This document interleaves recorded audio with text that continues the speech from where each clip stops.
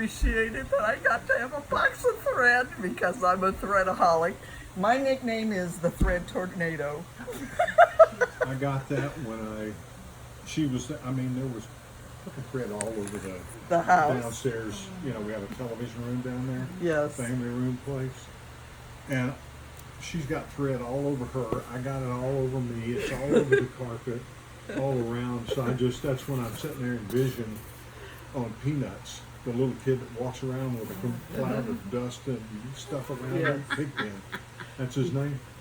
Thread Tornado. Yes, I'm Thread Tornado. Yes. So these are samples of bigger pieces that you have created. Well, of trying to work the technique out. Okay. Some of them have bigger pieces, but they're already gone and sold. But the other ones are.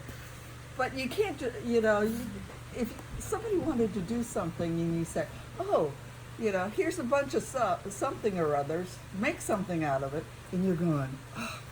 So. And if you start using, one thing I picked up, if she starts using a lesser quality thread, then that's a tutorial on how to speak in tongues. So, yes. Because she comes out fussing and cussing about it because it breaks or doesn't. You can see some Kreinik in this one. Doesn't lay right.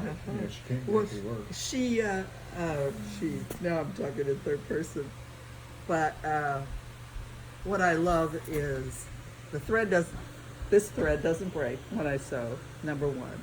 Number two, especially you've got all these threads all over the place. They get hooked into the, into the foot. Mm-hmm. But I got a secret on how to fix that. And it was so fun.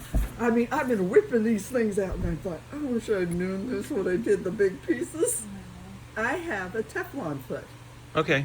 And the Teflon foot glides over the Kreinik threads. But I didn't use the Teflon foot on these. So I had to stop and start and stop and stuff. And I love the Teflon. So this one here is of the different stitches that your sewing machine does. Right. Oh, I've got more at home. I'm addicted to sewing. This is a beautiful piece right here. Thank you. These here came from. I went to the thrift shop and somebody came from Florida and got rid of their purse. And the whole purse is this. So the pieces, I have a show coming up in November at the Athens Public Library. Mm-hmm. And it's in the same style as this, but they're huge.